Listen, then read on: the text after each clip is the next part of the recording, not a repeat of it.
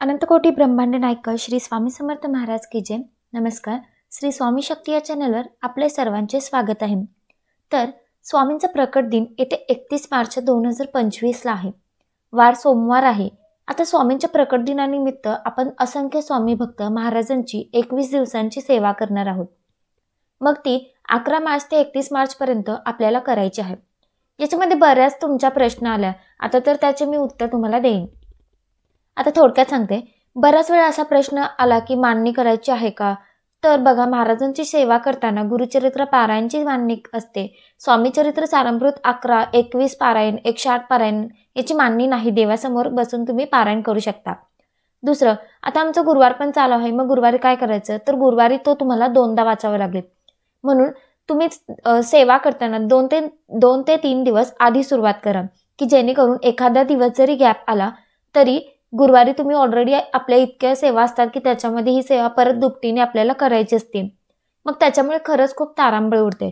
मग जर 2 दिवस तुम्ही आधी सेवेला सुरुवात केली तर काही हरकत नाही। आता ही सेवा 11 तारखेला सांगितली आहे, तर अर्थात मासिक धर्मामुळे आपण 4-5 दिवस आधी लवकरच सेवेला सुरुवात करणार आहोत। तर हे काही बरेचसे प्रश्न होते, तर त्याचे उत्तर आहे। आता आज मी त्याच्यासाठी तुम्हाला सांगते की अगदी आता उद्या गुरुवार आहे, तर मी नाही करू शकत, माझ्याकडून 21 पारायण होणार नाही, मग मला जी सेवा माझ्यासाठी योग्य आहे किंवा मला काहीच करणं शक्य होत नाही, माझं लहान बाळ आहे, मला घरातल्या जबाबदाऱ्या आहेत, मी बाहेर कामाला जाते, मग अशा वेळेस कुठली सेवा करावी, की काय करू, की मला तेच कळत नाही। तर तेच तुम्हाला मी सांगणार आहे। बघा, महाराजांच्या या कलियुगातील सगळ्यात प्रभावी सेवा कुठली असेल तर ते महाराजांचं नामस्मरण, ज्याला कुठलंच बंधन नाही। अगदी तुम्ही मासिक धर्मामध्ये सुद्धा करू शकता, किंवा ज्यांना सूतक आहे किंवा ज्यांना विटाळ आहे त्यांनी सुद्धा तुम्ही महाराजांचं नामस्मरण करू शकता। तर तुम्हाला काय करायचं आहे? नामस्मरण करायचं आहे। आणि नामस्मरण हे शस्त्र नसून हे मोठं ब्रह्मास्त्र आहे। आणि नामस्मरणाचं आपल्याला देवाने दिलेले नामस्मरण म्हणतो की आपण नामस्मरण खूप मोठं शस्त्र आहे, नाही तर हे खूप मोठं ब्रह्मास्त्र आहे आणि हे त्याचाच फायदा तुम्हाला करायचा आहे। अगदी तुम्ही उद्यापासून तुमच्याकडे माळ नाही, हरकत नाही, तुम्ही माळ पण घेऊ नका। कारण काय होतं तुम्हाला सांगू का, माळ असली की आपण 11 माळी जप करतो, पण जेव्हा तुम्ही महाराजांच्या समोर बसून ही सेवा करता, नामस्मरण करता, हा मी सकाळी उठले आणि माझ्या कामाला जायच्या आधी, अगदी स्त्री पुरुष कोणीही पण सेवा करू शकतात, मी माझ्या कामाला जाण्याच्या आधी माझा नित्यनियम आवरून सगळं मी महाराजांच्या समोर बसणार, 10-15 मिनिटं वेळ काढणार, अगदी नाही तर 5 मिनिट तरी वेळ काढणार, पण याच 5 मिनिटांमध्ये माझा संसार, माझ्या जबाबदाऱ्या, माझ्या घरातील कामं, माझ्या अडचणी, माझे दुःख हे सगळं बाजूला ठेवायचं। आणि अशा वेळेस श्री स्वामी समर्थ, श्री स्वामी समर्थ, श्री स्वामी समर्थ नामस्मरण करताना आपल्यालाच आपला आवाज ऐकू येईल। म्हणजे आता मी व्हिडिओमध्ये सांगताना जरा मोठ्याने बोलते, पण श्री स्वामी समर्थ, श्री स्वामी समर्थ, श्री स्वामी समर्थ असं तुम्ही करून बघा। तुम्ही मनात असंख्य कोटीच्या गोष्टींचे विचार आपल्याला भेटायला येतातच। आज कामाला जायचंय बरं का, आज हा स्वयंपाक करायचा आहे बरं, आज ते करायचं आहे, आज ते हे करायचं आहे, आज मुलांची शाळेत जायचं आहे, असे मनात विचार आले की त्यांच्याशीच गप्पा मारायच्या नाही आहेत। विचार आले की श्री स्वामी समर्थ असे नामस्मरण करायचं आहे। तर फक्त तुम्हाला नामस्मरण करायचं आहे। नामस्मरणात खूप ताकद आहे, खूपच ताकद आहे। हे नामस्मरण करत असतो त्याला माहिती असतं। ज्याला अगदी काहीच नाही करणं शक्य होत, किंवा मी सूतकमध्ये आहे, माझ्या घरात सूतक आहे, माझ्या घरात मध्ये विटाळ आहे, मला काही नाही करता येत ताई, किंवा माझी इच्छा आहे पण मी करू शकत नाही, मग आपल्या वाटतं की माझ्याकडनं नाही झालं।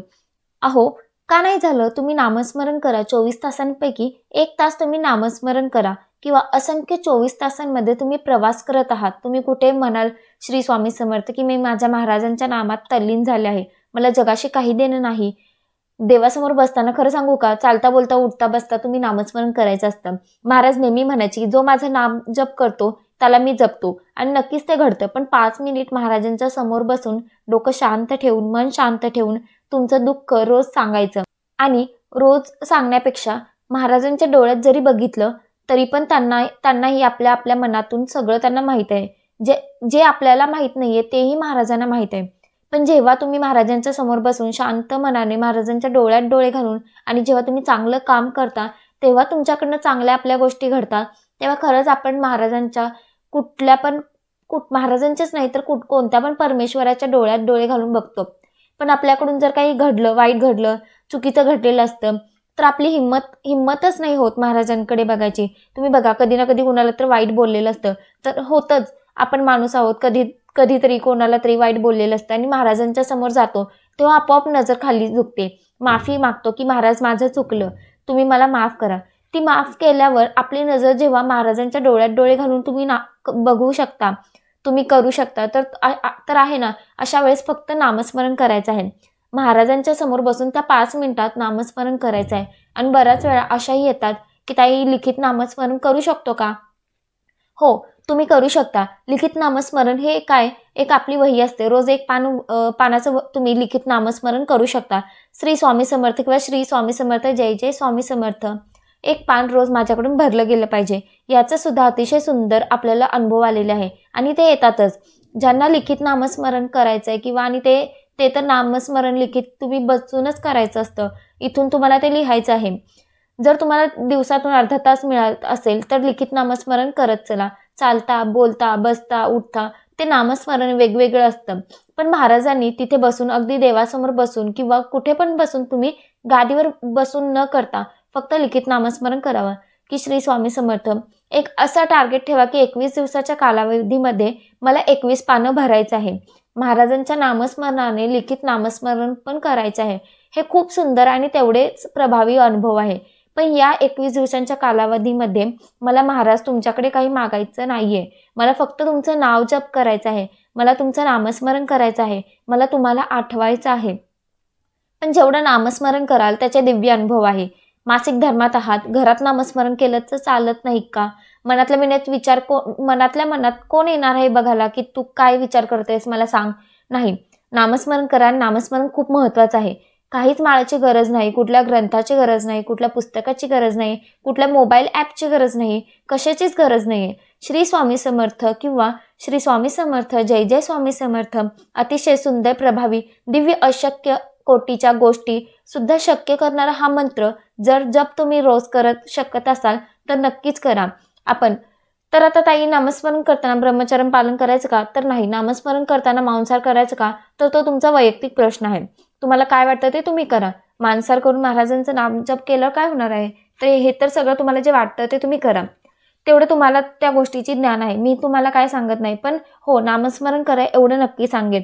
आणि या प्रकट दिनापर्यंत माझ्या महाराजांसाठी जो अख्खा ब्रह्मांड चालवता, ही सेवा फक्त महाराज मी तुमच्यासाठी करत आहे. ज्याला कुठलाही संकल्प नाही आहे, ज्याला कुठलं काहीच नाही आहे, नारळ खडीसाखर नाही आहे, तुम्हाला ठेवायचं नाही आहे, फक्त महाराज ही सेवा मी तुमच्यासाठी करते, मला काहीच नको. तुम्ही जे काही दिलं ती कृतज्ञता व्यक्त करायची आहे. त्यांचं नामस्मरण ते करू शकतो. ही सेवा माझ्याकडनं फुल ना फुलाची पाकळी म्हणून तुम्ही सेवा करायची आहे. महाराज माझ्यासाठी मला काहीच नका देऊ, उलट जे काही दिलं त्याच्यासाठी धन्यवाद.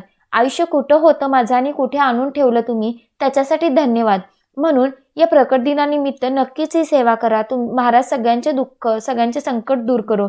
झालेली सेवा महाराजांच्या चरणी मी रुजू करते आणि आजचा व्हिडिओ इथंच थांबवते. व्हिडिओ आवडला असेल तर व्हिडिओला लाईक करा, शेअर करा आणि चॅनलवर नवीन असाल तर चॅनलला सबस्क्राईब करायला विसरू नका. तोपर्यंत श्री स्वामी समर्थ.